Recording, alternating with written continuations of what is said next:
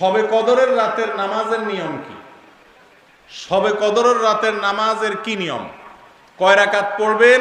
প্রথম রাকাতে কোন সূরা পড়বেন, কতবার পড়বেন? দ্বিতীয় রাকাতে কোন সূরা পড়বেন, কত রাকাত পড়বেন? জানা আছে তো আপনাদের? শবে কদরের নামাজ কত রাকাত, নিয়ত কিভাবে করতে হয়, কি কি আমল আছে? শবে কদরে কি আসলে ভাগ্য পরিবর্তন হয়? ভাগ্য পরিবর্তন করতে কি কি আমল করা দরকার? অনেক ভাই বোন জানতে চান শবে কদরের নামাজ কিভাবে আদায় করব, কত রাকাত, কিভাবে আদায় করতে হবে। তাদের উদ্দেশ্যে বলবো যে মাগরিবের নামাজটা প্রথমে আপনি আউয়াল ওয়াক্তে পড়বেন।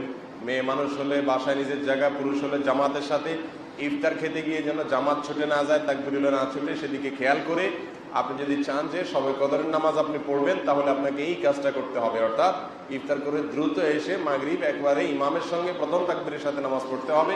মেয়ে মানুষ হলে বাসায় প্রথম ওয়াক্তে সুন্দর করে ধীরস্থিরতার সাথে মাগরিব পড়তে হবে। শবে কদরের নামাজ শুরু হয়ে গেছে কিন্তু মাগরিবের মাধ্যমে। মাগরিব হয়ে গেল, মাগরিবের পরে সুন্নাত পড়েন, নফল পড়েন ধীরস্থিরতার সাথে, এবং এশার আগে বা সারা রাতের ভিতরে আর ঘুমাবেন না।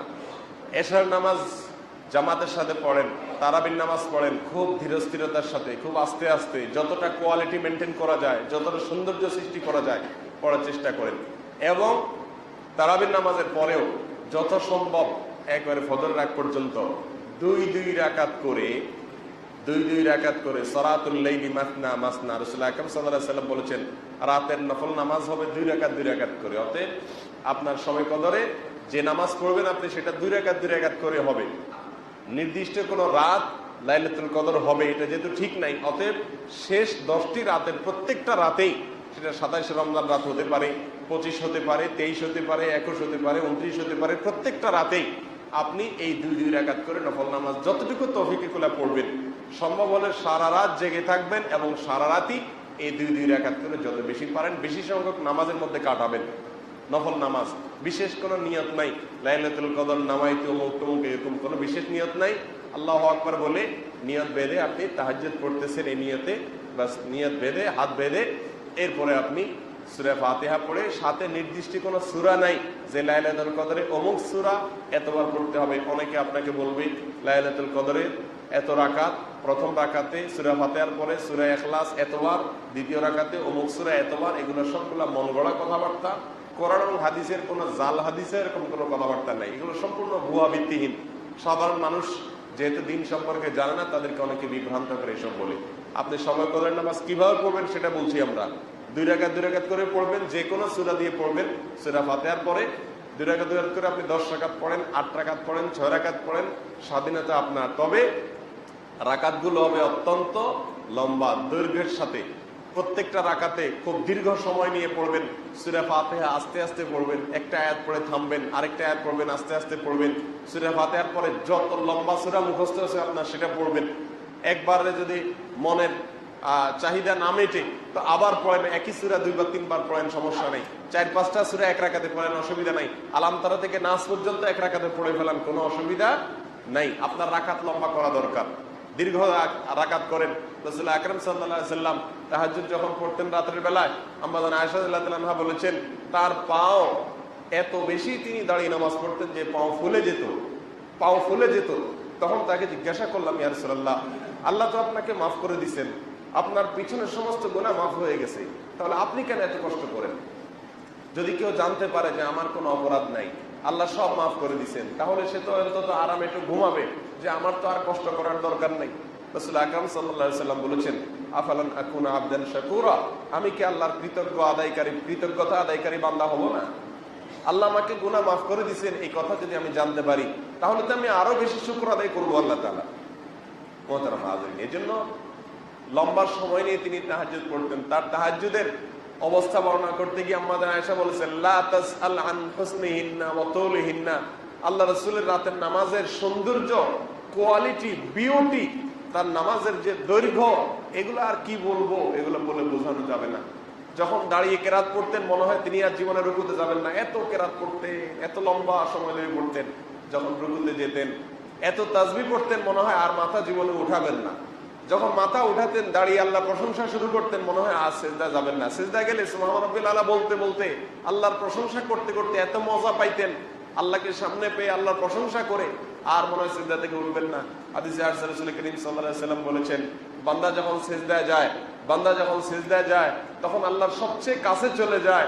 কেউ যদি চায় আল্লাহর আরশের দুয়ারে গিয়ে, আল্লাহর রহমতের চৌকাঠে গিয়ে, আল্লাহর আরশের দরজায় গিয়ে আল্লাহর কাছে সঙ্গে সঙ্গে মুখোমুখি হয়ে আল্লাহর কাছে চাইবে, তাহলে তার জন্য একমাত্র উপায় হলো সিজদায় গিয়ে যাওয়া আল্লাহর কাছে।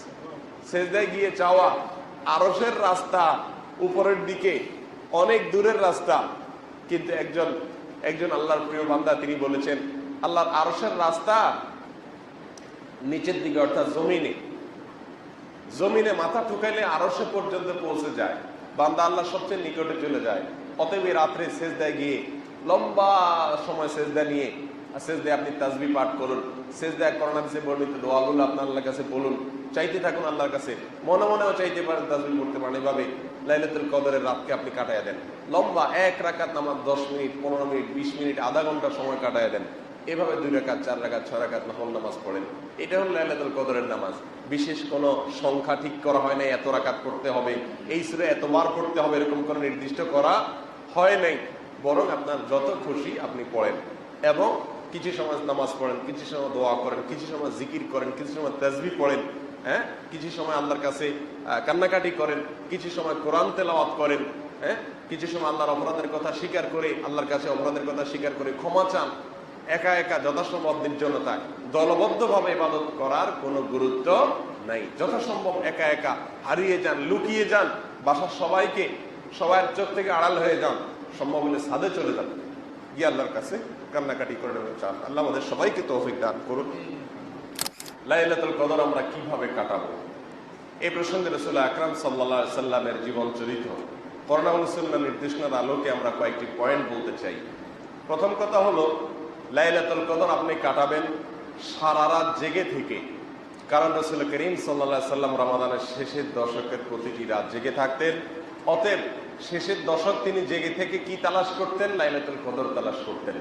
অর্থাৎ যে রাতটিকে আল্লাহ সুবহানাহু ওয়া তাআলা এই বছর লাইলাতুল কদর হিসাবে চিহ্নিত করেছেন, সেই রাতেই যেন আমার ইবাদতটি হয়ে যায়, সেই রাত যেন আমার ইবাদতে কাটে, সেজন্য সারা রাত জেগে ইবাদত বন্দেগী করতেন। এই জন্য লাইলাতুল কদর আপনি কিভাবে কাটাবেন, এই প্রশ্নের উত্তরে প্রথম কথা হলো সারা রাত জেগে থাকবেন। জেগে কি করবেন? প্রথম কাজ হলো জেগে দাঁড়িয়ে ইবাদত করবেন। তারাবির সালাত আদায় করলেন, শুধু এটাই শেষ না, তারাবির সালাতের পরে 2 রাকাত করে নফল নামাজ যত খুশি পড়বেন, এবং প্রতি রাকাত যত বেশি পারেন দীর্ঘ করবেন, লম্বা করবেন। দাঁড়িয়ে কেরাত পড়বেন, এত বেশি কেরাত, লম্বা কেরাত পড়বেন যে দাঁড়াতে দাঁড়াতে পা ফুলে যাওয়ার অবস্থা হয়ে যায়। আপনার যদি খুব বেশি কোরআন মুখস্থ না থাকে, একই সূরা বারবার পড়েন, কোনো অসুবিধা নেই। একই রাকাতে একই সূরা বারবার পড়তে থাকেন এবং আস্তে আস্তে পড়েন। প্রতিটি আয়াতের পরে ওয়াকফ করেন, থামেন, ধীরে ধীরে পড়েন, সম্ভব হলে বুঝে বুঝে পড়েন। এবং তেলাওয়াত করার পরে রুকুতে যাওয়ার আগে, তেলাওয়াতের পরে একটু গ্যাপ দেন, তারপরে রুকুতে যান। রুকুতে গিয়ে প্রতিটা তাসবিহ খুব ধীরে ধীরে পড়ুন। সুবহানা রাব্বিয়াল আযীম, সুবহানা রাব্বিয়াল আযীম। আমার মহান রব পবিত্র, আমার মহান রবের পবিত্রতা বর্ণনা করছি। সুবহানা রাব্বিয়াল আযীম। আস্তে আস্তে বলুন, ধীরে ধীরে বলুন, অক্ষ করে করে বলুন, দীর্ঘ সময় বলতে থাকুন। আল্লাহর পবিত্রতা বর্ণনা করতে করতে রুকুতে মাজা ব্যথা হওয়া পর্যন্ত রুকুতে থাকেন। এরপরে রুকু থেকে উঠে দাঁড়িয়ে যান। দাঁড়িয়ে আবার সামি আল্লাহু লিমান হামিদা, রব্বানা ওয়া লাকাল হামদ, অথবা রব্বানা লাকাল হামদ, অথবা আল্লাহুম্মা রব্বানা লাকাল হামদ, সবগুলাই পড়া যাবে, সবগুলাই হাদিসে আছে। আপনি রুকু থেকে উঠে দাঁড়িয়ে এরপরে আবার দীর্ঘ সময় নিয়ে হামদান কাসীরান তাইয়িবান মুবারাকান ফি, আল্লাহর প্রশংসা করেন। কিছু না পড়তে পারলে দাঁড়িয়ে থাকেন, অন্তত 1-2 মিনিট দাঁড়ায় থাকেন। এরপরে আস্তে করে সিজদায় যান। সিজদায় আবার 2 মিনিট 3 মিনিট সময় নেন। আস্তে আস্তে সিজদাগুলোতে তাসবিহগুলো আস্তে আস্তে পড়ুন, দীর্ঘ সময় ধরে পড়তে থাকুন। সিজদার পরে আস্তে করে মাথা উপরের দিকে উঠেন, হুলস্থুল করবেন না, তাড়াহুড়া করবেন না। উঠে মাথা সোজা করে টনটন করে বসে দীর্ঘ সময় আবার অপেক্ষা করেন, আবার সিজদায় যান। এভাবে ধীরে স্থিরতার সাথে সালাত আদায় করুন। 2 রাকাত করে আপনি এভাবে সারা রাত ধরে যত বেশি পারেন আদায় করুন। কারণ রাসূল আকরাম সাল্লাল্লাহু আলাইহি সাল্লাম বলেছেন, মান কামা লাইলাতুল কদরি ঈমানান ওয়া ইহতিসাবা যে ব্যক্তি লাইলাতুল কদরে ঈমানের সঙ্গে ইখলাসের সঙ্গে দাঁড়িয়ে নামাজ আদায় করবে, লাইলাতুল কদরে নামাজ আদায় করবে, লাইলাতুল কদর জুড়ে নামাজ পড়বে, গফিরা লাহু মা তাকাদ্দামা মিন যামবি, তার পেছনের জীবনের সমস্ত গুনাহ মাফ করে দেওয়া হবে। এই জন্য ভাইরা আমার, লাইলাতুল কদর কিভাবে কাটাবেন সে প্রশ্ন উত্তরে প্রথম কথা এটাই যে এ রাতে দাঁড়িয়ে বেশি বেশি নামাজ আদায় করবেন। কিভাবে কাটাবেন? বেশি বেশি নামাজ আদায় করবেন। দ্বিতীয় কাজ হলো বেশি বেশি দোয়া করবেন, আল্লাহর কাছে চাইবেন। কি চাইবেন? মানুষ যেহেতু আমরা দুনিয়ামুখী বেশিরভাগ মানুষ, এই জন্য আমাদের কাছে চাওয়া মানেই হলো চাকরি, বিয়ে শাদী, সন্তান সন্ততি, ভবিষ্যৎ, ঘরবাড়ি, টাকা পয়সা, ব্যবসা বাণিজ্য, ক্যারিয়ার, বাস এগুলোই আমাদের চাওয়া। কারণ একটা কথা আছে, কাকের নজর সবসময় নিচের দিকে থাকে। আমাদের নজর হলো দুনিয়ার এসব জুটা, এগুলাই। আখিরাত তো আমাদের নজরের বাইরের জিনিস, ওইগুলো তো আমাদের টার্গেটের বাইরের জিনিস। এই জন্য ওইগুলো খুব একটা আল্লাহ কাছে চাওয়া হয় না। চাইলেও শেষের দিকে আল্লাহ একটু জান্নাত দিয়েন, এইটুকু। মানে এটা একটা খাবারের সালাদের মতো আর কি। হইলো জান্নাত দিলেন, কিন্তু মেইন হলো আল্লাহ। আল্লাহ জোয়ান মানুষ হলো আল্লাহ, কেরিয়ারটা করতে পারতেছি না, বিয়ে শাদী হচ্ছে না, যাতে করে ভালো একটা চাকরি হয় আল্লাহ, ব্যবসায়ী আল্লাহ যেন আরেকটা দোকান খুলতে পারি আল্লাহ, আর বাড়িওয়ালা আল্লাহ রড বাইর করে রাখছি আরেকটা ছাদ আল্লাহ যেন করার তৌফিক হয় আল্লাহ, একটা হয়ে গেছে আল্লাহ, আরেকটা প্লট কিনে রাখছি এখনো কাজ ধরতে পারছি না আল্লাহ, দেন কিছু ইট বালি সিমেন্টের টাকা দিয়ে দেন আল্লাহ যেন আরেকটা শুরু করতে পারি। ঠিক না? ঠিক। বাস ধান্দা একটাই, হায়রে কপাল পড়া, আল্লাহ সুবহানাহু ওয়া তাআলার কাছে লাইলাতুল কদরে চাওয়ার সুযোগ পাইছি, মহান রব্বুল আলামিনকে পাইছি। প্রাইম মিনিস্টারকে, প্রেসিডেন্টকে যদি কেউ সামনে পায় আর বলে যে তুমি চাও, কিছু চাও, আর সে যদি চায় যে আমাকে 1 কেজি সেমাই আর 2 কেজি চিনি আর একটু দুধের গুঁড়া, একটা প্যাকেট দুধের গুঁড়া কিনে দিলে আমার ইচ্ছা আমি ভালোভাবে করতে পারি, মাননীয় প্রধানমন্ত্রী, মাননীয় প্রেসিডেন্ট সাহেব, বলেন এই ব্যক্তিকে আমাদের সমাজের মানুষ কত কত কত ধিক্কার আমরা দেব যে কপাল পড়া, তোর মতো কপাল পড়া এই সমাজে কি আছে বল? সেমাই চিনি নিয়ে চায় মানুষ প্রধানমন্ত্রী প্রেসিডেন্টের কাছে। হ্যাঁ, আল্লাহু আকবার। প্রধানমন্ত্রী প্রেসিডেন্টের শানে, তাদের মর্যাদায়, তাদের চেয়ারের সঙ্গে সেমাই চিনি চাওয়া যেরকম শুধুমাত্র বেমানান, আল্লাহ রাব্বুল আলামিনের কাছে শুধুমাত্র দুনিয়ার রড সিমেন্ট আর গাড়ি বাড়ি এগুলো চাওয়া, আল্লাহর কসম তার চাইতে 1000 কোটি গুণ বেশি বেমানান। বলে তাহলে কি করতে হবে? হ্যাঁ, এখানে একটা পার্থক্য আছে।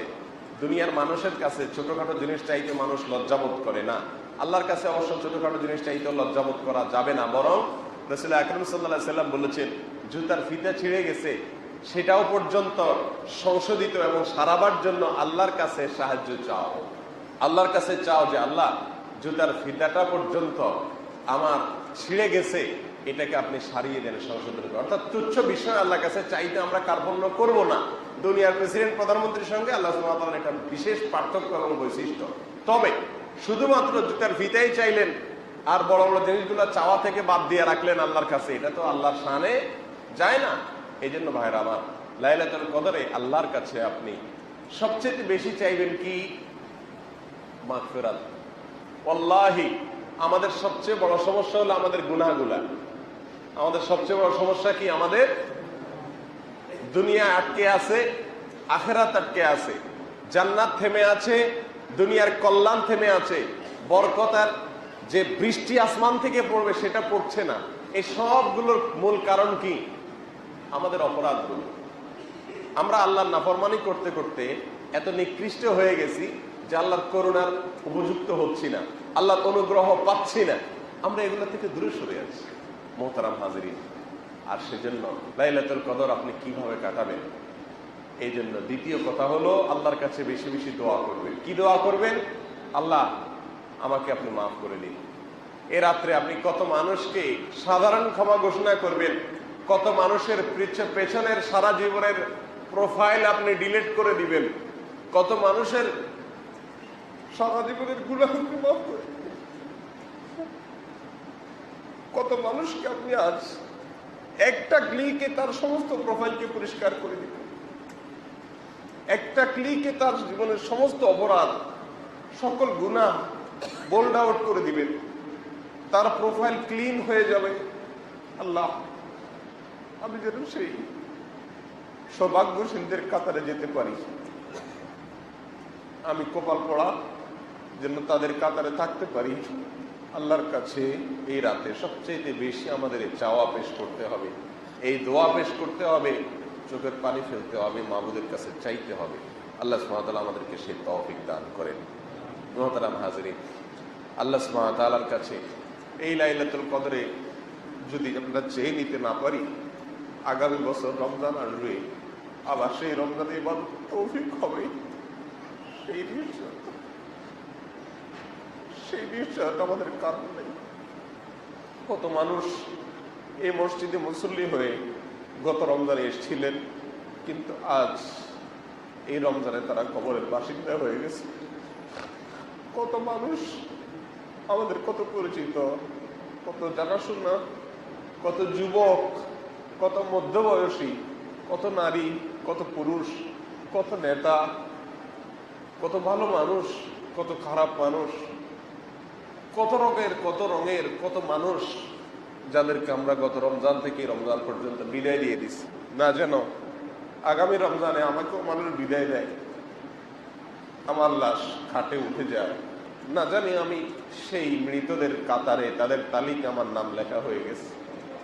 এই সুযোগ আমার জীবনে নাও আসতে পারে।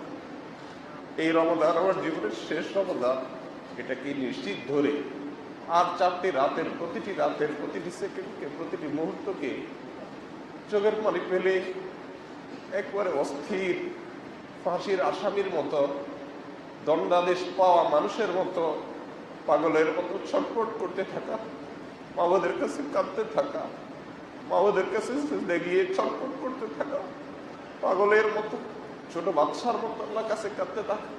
আল্লাহ আমাদের সবাইকে সেই সৌভাগ্যশীল মানুষদের অন্তর্ভুক্ত করে দেন। মুহতারাম হাজিরিন, রমজানের একেবারে শেষ মুহূর্তে চলে আসছে। কত ফজিলত, কত মর্যাদা আল্লাহ সুবহানাহু ওয়া তাআলা এই মাসটিতে রেখেছেন, এই মাসটির প্রতিটি মুহূর্তে দিয়েছেন। কতটুকু আমি করতে পেরেছি, কত মানুষকে আল্লাহ ক্ষমা করেছেন, আমার গুনাহগুলোর কি হয়েছে আমি জানিও না যে আমার জন্য কিসের ফায়সালা হয়ে আছে, জান্নাতের না জাহান্নামের। অথচ আমি ঈদের জন্য বিশাল প্রস্তুতি নিচ্ছি, আমার ঈদের আয়োজনের কোনো কমতি নেই। প্রিয় ভাইরা আমার, এর চাইতে বড় কপাল পড়া, এর চাইতে বড় হতভাগা আর কেউ হতে পারে। এই জন্য রমাদানের শেষের মুহূর্তগুলোতে আল্লাহ সুবহানাহু ওয়া তাআলার ইবাদত বন্দেগীতে আরো বেশি আমরা মনোনিবেশ করি, আরো বেশি আল্লাহর কাছে চোখের পানি ফেলি, এবং আরো বেশি আল্লাহর দিকে মনোযোগী হই। প্রতিটি রাতের প্রতিটি মুহূর্তকে কাজে লাগাই। আল্লাহ আমাদেরকে সেই তৌফিক দান করেন। মুহতারাম হাজিরিন, লাইলাতুল কদর আমরা কিভাবে কাটাবো বলছিলাম। তো দ্বিতীয় কথা হলো, এ রাতে আল্লাহর কাছে বেশি বেশি দোয়া করবো, আল্লাহর কাছে বেশি বেশি মাফ চাইবো। আল্লাহ আমাকে মাফ করে দেন, আল্লাহ আমাকে কপাল পোড়াদের মধ্যে সামিল রাখেন না, আল্লাহ আমাদেরকে সৌভাগ্যবান মানুষদের কাতারে রাখেন, আল্লাহ ইমান নিয়ে যাওয়ার তৌফিক দেন, আল্লাহ জান্নাতি হয়ে যাওয়ার তৌফিক দেন, আল্লাহ চূড়ান্ত হাসি, শেষ হাসি হাসার তৌফিক দেন। আল্লাহর কাছে চোখের পানি ফেলে এগুলো চাইবো। এর পাশাপাশি দুনিয়ার সুখ শান্তিও চাইবো, কিন্তু দুনিয়ার সুখ শান্তি এটাই যেন আমাদের একমাত্র চাওয়া না হয়, বরং আমাদের সবচেয়ে বড় চাওয়া হবে জান্নাত, সবচেয়ে বড় চাওয়া হবে জাহান্নাম থেকে মুক্তি, আল্লাহর সন্তুষ্টি, আল্লাহর প্রিয় বান্দা হতে পারা। আল্লাহ আমাদের সবাইকে সেই তৌফিক দান করুন। প্রিয় ভাইরা আমার, লাইলাতুল কদর কিভাবে কাটাবো? তৃতীয় পয়েন্ট হলো, আম্মাজান আয়েশা রাদিয়াল্লাহু তাআলা আনহা রাসূল করিম সাল্লাল্লাহু আলাইহি সাল্লামকে জিজ্ঞাসা করছিলেন, ইয়া রাসূলুল্লাহ, যদি আমি লাইলাতুল কদর পেয়ে যাই, অর্থাৎ কোন একটা রাত লাইলাতুল কদর, আল্লাহ সেটাকে লাইলাতুল কদর হিসেবে নির্বাচন করেছেন, আর সে রাত্রে আমি ইবাদত বন্দেগী করি, আমি জেগে থাকি, তাহলে আমি কি করব, কি পড়বো, আল্লাহর কাছে কি বলে চাইবো? তখন রাসূল আকরাম সাল্লাল্লাহু আলাইহি সাল্লাম তাকে একটা বিশেষ দোয়া শিক্ষা দিয়েছেন। আল্লাহুম্মা ইন্নাকা আফুউন তুহিব্বুল আফওয়া ফাআফু আন্নী, আল্লাহুম্মা ইন্নাকা আফুউন তুহিব্বুল আফওয়া ফাআফু আন্নী। আল্লাহ আপনি ক্ষমাশীল, আল্লাহ আপনি ক্ষমাশীল, আপনি ক্ষমা করতে ভালোবাসেন, অতএব আমাকে ক্ষমা করে দিন। আল্লাহ আপনি ক্ষমাশীল, আপনি ক্ষমা করতে ভালোবাসেন, এজন্য আমাকে ক্ষমা করে দিন। আল্লাহুম্মা ইন্নাকা আফুউন তুহিব্বুল আফওয়া ফাআফু আন্নী। এই দোয়াটা লিখে নিব, এবং এই দোয়াটা সারা রাত ধরে বারবার আল্লাহর কাছে করতে থাকবো। এভাবে আমরা লাইলাতুল কদর কাটাবো।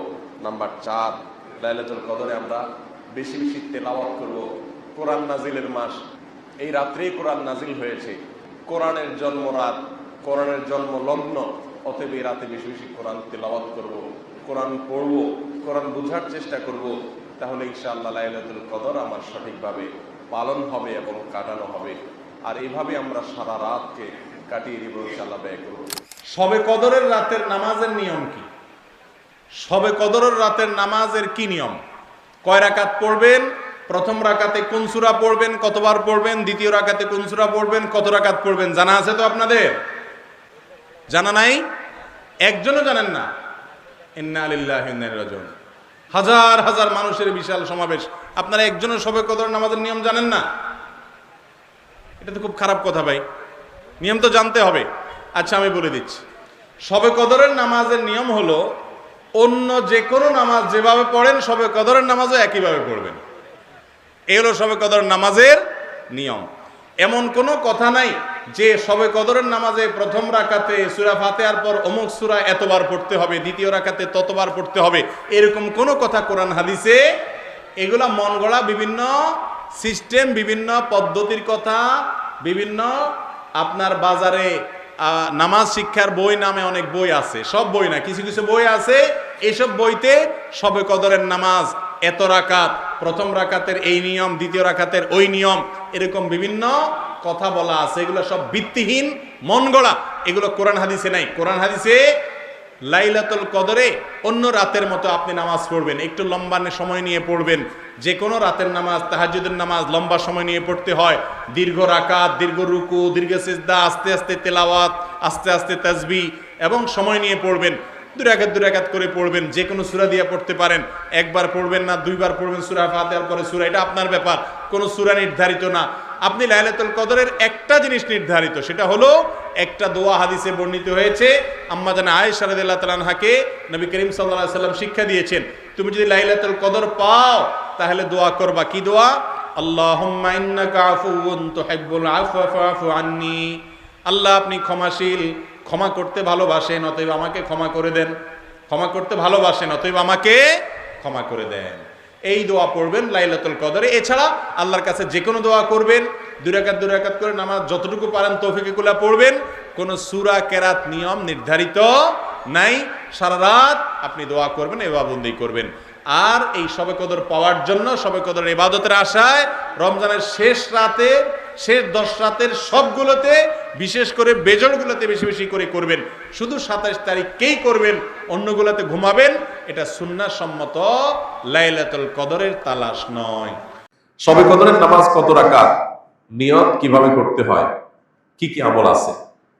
শবে কদর বছরের সবচেয়ে শ্রেষ্ঠ রাত। এ রাতের ইবাদত খায়রুম মিন আলফি শাহর, হাজার মাসে ইবাদতের চাইতে উত্তম। এই জন্য এ রাত জেগে আমরা ইবাদত করার চেষ্টা করব। কিন্তু ইবাদতের নির্দিষ্ট কোনো ফরম্যাট, নির্দিষ্ট কোনো পদ্ধতি কোরআন হাদিস শিখায় দেয়নি যে আপনাকে নামাজ পড়তে হবে এত রাকাত, প্রথম রাকাতে অমুক সূরার সাথে তমুক সূরা এতবার পড়তে হবে, দ্বিতীয় রাকাতে অমুক সূরার সাথে অমুক সূরা এতবার পড়তে হবে, এরকম কোনো ধরা বাঁধা নিয়ম বলে দেওয়া হয় নাই। অতএব শবে কদরের নামাজ বলতে আলাদা কোনো ফরম্যাটের নামাজ নাই। আপনি দুই রাকাত করে নামাজ পড়বেন, ধীরে ধীরে সুন্দর করে যে কোনো সূরা দিয়ে পড়তে পারেন, যে কোনো সূরা যে কোনো সংখ্যকবার পড়তে পারেন, নির্দিষ্ট কোনো ফরম্যাট ঠিক করা নেই।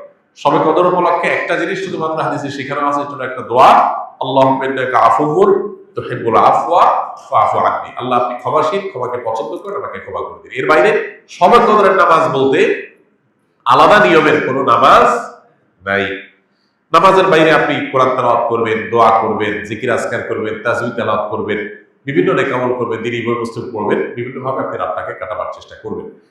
শবে কদরে কি আসলে ভাগ্য পরিবর্তন হয়? ভাগ্য পরিবর্তন করতে কি কি আমল করা দরকার?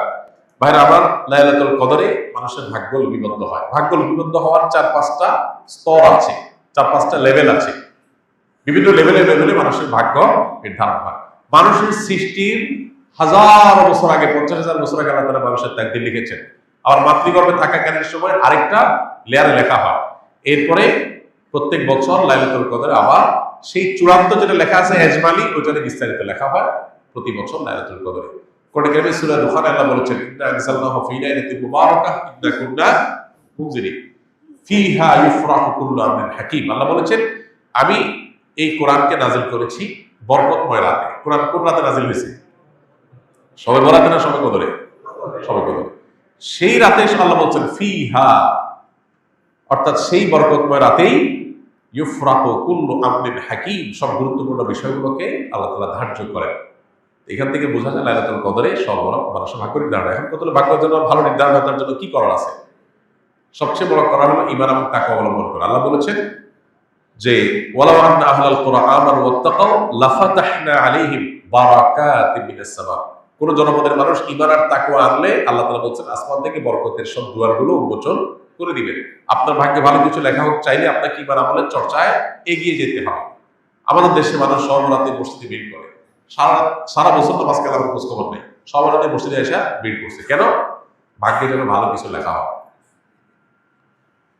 একজন চেয়ারম্যান সরকারের কাছ থেকে রিলিফ পাইছে বা জনগণকে বন্টন করার জন্য জিনিসপত্র পাইছে। তো চেয়ারম্যান সাহেবের পাতি যে সমস্ত নেতা আছে বা চেলা চামচা আছে, সহযোগী আছে, এরা ভাগ নিতে আসছে। এক চামচা নির্বাচনের আগেও ছিল না, পরেও ছিল না, ভোটের সময় ছিল না, পরেও ছিল না, কোনো কিছুতে নাই। এখন যখন সরকারের চাইনা এসে হাজির হয়ে গেছে, গমা এসে হাজির হয়ে গেছে, সে এসে ভাগ নিতে হাজির হয়ে গেছে। কি বলেন, এ পাবে ভাগে?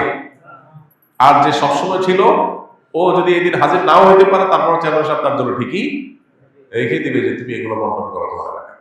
একইভাবে আল্লাহ রাব্বুল আলামিনের আনুগত্য যদি আমরা সবসময় করি, ইনশাআল্লাহ আল্লাহ আমাদের নসিবে ভালো কিছু দিবেন। এক রাতের ইবাদত করে সব নিজের পক্ষে নিয়ে নিবা, সারা বছর আকাম পূরণ করবো, এটা সঠিক পদ্ধতি না। দ্বিতীয়ত হলো লা ইয়ারদ্দু তাকদীর ইল্লা দুআ। দোয়া এমন একটা হাতিয়ার যে আল্লাহ তাআলা তাকদীরের দুইটা পার্ট আছে, একটা গায়রে মুবরাম, একটা মুবরাম, একটা চূড়ান্ত, একটা অচূড়ান্ত। অচূড়ান্ত তো আমাদের দৃষ্টিতে, আল্লাহর দৃষ্টিতে সেটাও চূড়ান্ত। আল্লাহ জানেন যে আমরা সেটাকেও দোয়া করে পরিবর্তন করে নিব। তো দোয়ার মাধ্যমে ওই তাকদীর পর্যন্ত আল্লাহ পরিবর্তন করেন। এই জন্য বিশেষ দোয়া করতে হবে। লাইলাতুল কদর হোক অন্য সময়, ইনশাআল্লাহ আল্লাহ তাআলা ভাগ্যে ভালো কিছু দান করবেন।